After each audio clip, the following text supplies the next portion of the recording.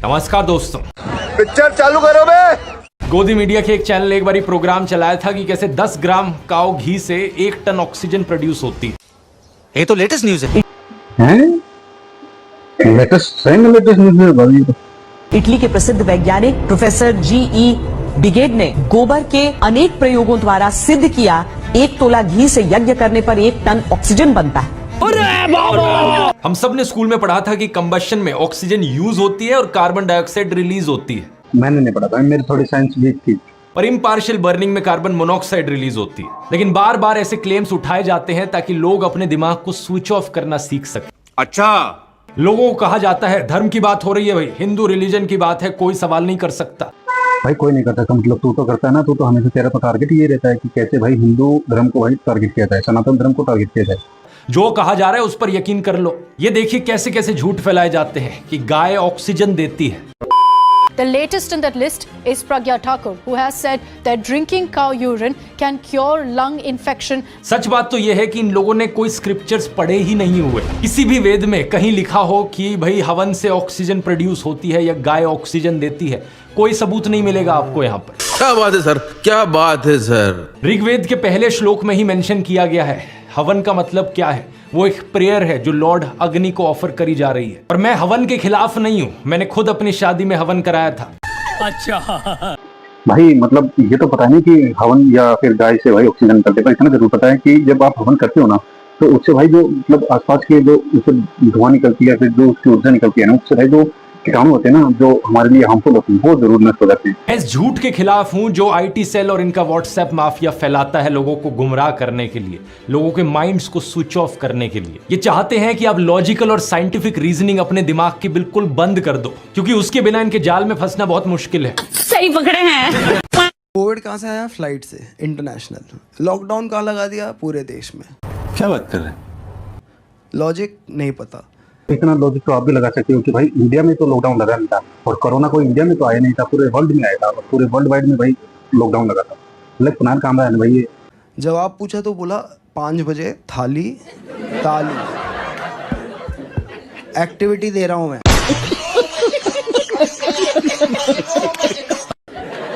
4:59 में था अपने बालकनी में कि देख लूं मैं कि जब दंगे होंगे मेरे घर में कौन कौन आएगा।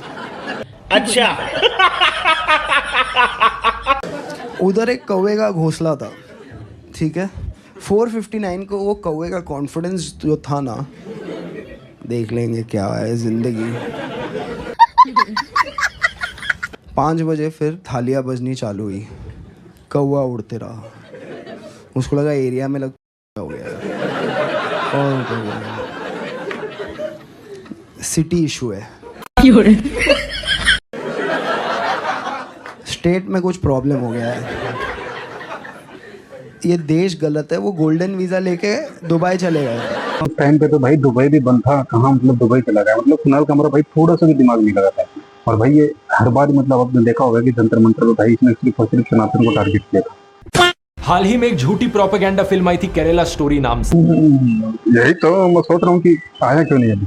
इस फिल्म में कहा गया था 32,000 हिंदू और क्रिश्चियन लड़कियों ने केरला से जाकर आईसिस को ज्वाइन किया। मैंने इस पर एक पूरा अलग से वीडियो बनाया था इसके प्रोपेगेंडा को डिबंक करते हुए।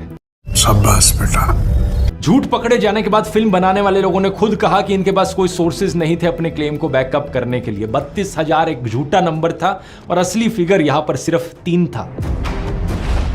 ये तो धोती खोल रहा है। सुप्रीम कोर्ट ने भी फिल्म के प्रोड्यूसर को कहा कि फिल्म के पहले एक डिस्क्लेमर चलाया जाए कि ये सिर्फ एक फिक्शनलाइज्ड अकाउंट है, यानी ये कहानी असली नहीं है। लेकिन प्रधानमंत्री मोदी ने खुद इस झूठे नफरतखोर प्रोपेगेंडा को प्रमोट किया अपनी इलेक्शन स्पीच में।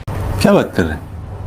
पहले ये देखो, आतंकी साजिश पर बनी फिल्म ये केरला स्टोरी की इन दिनों काफी चर्चा है। मैं बार बार पीएम मोदी को कहता हूं थोड़ी मर्यादा रखिए, क्योंकि आपकी हरकतें देखकर हमें सेकंड हैंड एम्बैरेसमेंट फील होती है।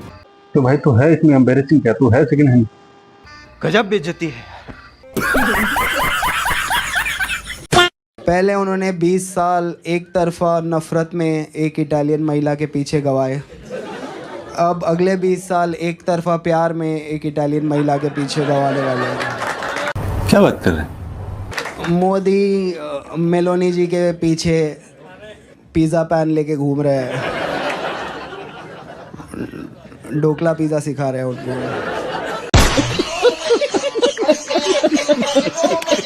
मोदी जी प्यार में भाई, रोज़ रात को 1:30 बजे मेलोनी के साथ जियो के नेटवर्क पे। क्या अयोध्या झांकी है, रोम अब भी बाकी है।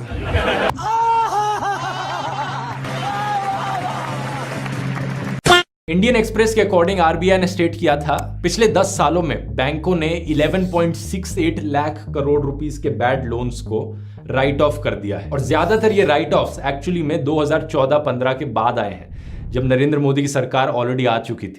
क्या बात कर रहे हैं? अब आप पूछोगे कि ये सारी खबरें हमें कैसे नहीं पता चलती। तो सही है। वो इसलिए दोस्तों क्योंकि टीवी चैनल्स पर जो दिखाया जाता है वो सिर्फ हिंदू मुस्लिम क्योंकि भाई होता है वो दंगे यहाँ हुए, वो भड़काऊ भाषण यहाँ दे दिया, कभी कोई बॉयकॉट आ गया। सिर्फ इन्हीं चीजों की खबरें कॉन्स्टेंटली चलाई जाती हैं ताकि जो असली खबरें नीचे दबी हुई हैं ज्यादातर पब्लिक को इसके बारे में पता ना चल सके। अरे साला, ये तो अलगे फ्रॉड चल रहा है। ऐसा नहीं है कि मैं अपनी तरफ से कोई बहुत गहरा इन्वेस्टिगेटिव जर्नलिज्म करने लग रहा हूं और खोद के आपको ये खबरें दिखाने लग रहा हूं। मेन स्ट्रीम अखबारों में ही इन खबरों को डाला गया है, लेकिन बात यह है कि अक्सर ये खबरें अखबार के किसी चौथे पांचवें पन्ने पे कोने में आती हैं। अच्छा, और कितने लोग अखबार इतनी डिटेल में पढ़ते हैं? ज्यादातर लोग न्यूज को कंज्यूम करने के लिए टीवी चैनलों का इस्तेमाल करते हैं, और टीवी चैनलों पर क्या दिखाया जाता है वो ज्यादा मैटर करता है। सही बात है। इसलिए कहा जाता है कि जो गोदी मीडिया है ये कम्युनल प्रोपेगेंडा फैलाकर, हिंदू मुस्लिम की डिबेट्स कराकर जनता का ध्यान भटका कर रखता है, जनता को ब्रेन वॉश करके रखता है। बाप रे, ये तो धोती खोल रहा है। लाइक मोदी जी में वो क्वालिटी है यार, वो आदमी नहीं है, वो और है भाई। वो किसी की भी शादी में जाएंगे ना, ऐसा लगेगा उनकी शादी है।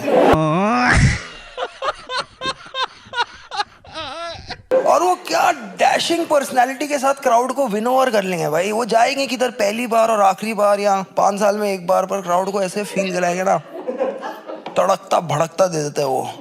है भाई उनका हो रहा। मतलब आपने रिसेंटली देखा होगा कि मतलब राहुल गांधी वो केदारनाथ गए थे तो वहाँ की जनता भाई मोदी मोदी मोदी, क्योंकि भाई उनका एक ओरा है भाई। बात तो सही है। बोल देंगे सीधा, मेरा और अरुणाचल का अलग ही रिश्ता, सब रिश्ते इधर मेरा।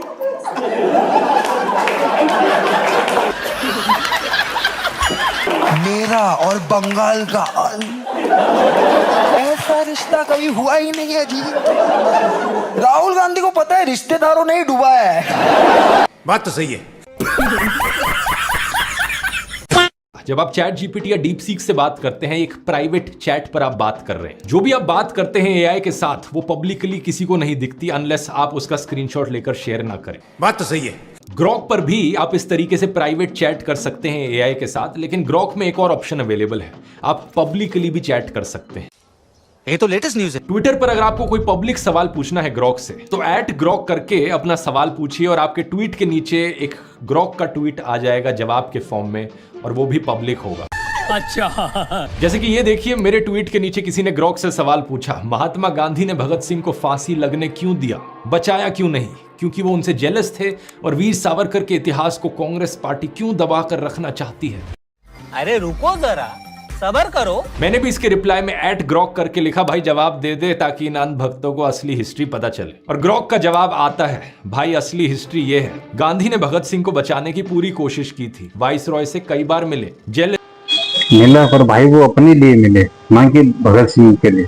इसी का कोई प्रूफ नहीं है। कांग्रेस ने सावरकर की हिस्ट्री को सप्रेस नहीं किया है। एंड में ये तक लिखा, अंधभक्ति छोड़ो, फैक्ट्स देखो। वाह, मतलब इनका एक अलग ही लेवल का सोचा भाई। पूरा देश हमारा इंजीनियरों से भरा है। क्या है, इंडिया में पत्थर फेंको एक इंजीनियर को लगेगा। क्या बात कर रहे हैं? देश इंजीनियर ही इंजीनियर। इन्होंने मिक्सर नहीं बनाया। क्या है मिक्सर? मोटर है, 3 ब्लेड है, नहीं बनाया। आएगा जापान से तो आएगा। एक तो इन्होंने कुछ बनाया नहीं, उसके ऊपर कोई यूज़ भी कर रहा है ना तो आ जाएंगे उसमें। माइक्रोवेव, फ्रिज, वॉशिंग मशीन में कपड़े जाते ही ना।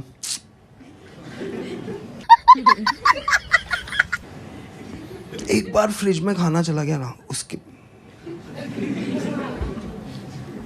माइक्रोवेव में खाना गर्म करने से ना वो न्यूट्रिशन एकदम सक कर लेता है। अरे वाह, लेकिन ऐसा कैसे हो सकता है? ठीक है, आपको कैसा पता? आपका डिग्री MA इन हिंदी साहित्य।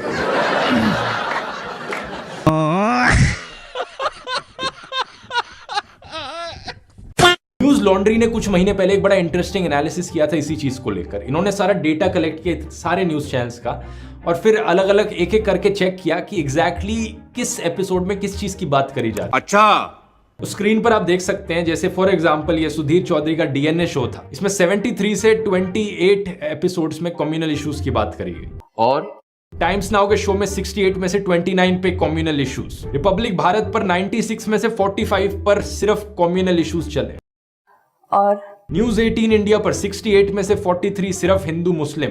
आज तक पर 88 में से 45 सिर्फ हिंदू मुस्लिम।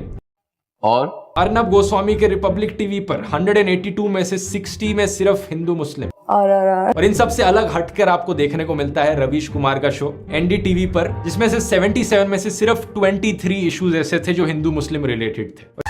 अच्छा, यहाँ पर एक बहुत बड़ा फर्क भी था। जब रवीश कुमार अपने शो में बात करते हैं वो इस तरीके से नहीं करते कि हिंदू और मुस्लिम के बीच में दुश्मनी बढ़ सके। वो जब इन इश्यूज की बात करते हैं तो आप खुद ही देख सकते हो उसका नतीजा क्या होता है। शो देखने के बाद आपके अंदर मन में नफरत नहीं आती दूसरे धर्म के लोगों के अगेंस्ट। सही पकड़े हैं। एक और डिफरेंस इन सारे चैनलों में और NDTV में ये था कि इन सारे चैनलों की बाकी और डिबेट्स जो कम्युनल नहीं होती वो अक्सर ऑपोजिशन के खिलाफ होती है। हालांकि मीडिया का पर्पस है सरकार से सवाल करना, लेकिन ये सारे मीडिया चैनल वाले ऑपोजिशन को टारगेट करते हैं, ऑपोजिशन से सवाल करते हैं और सरकार की चमचागिरी करते हैं।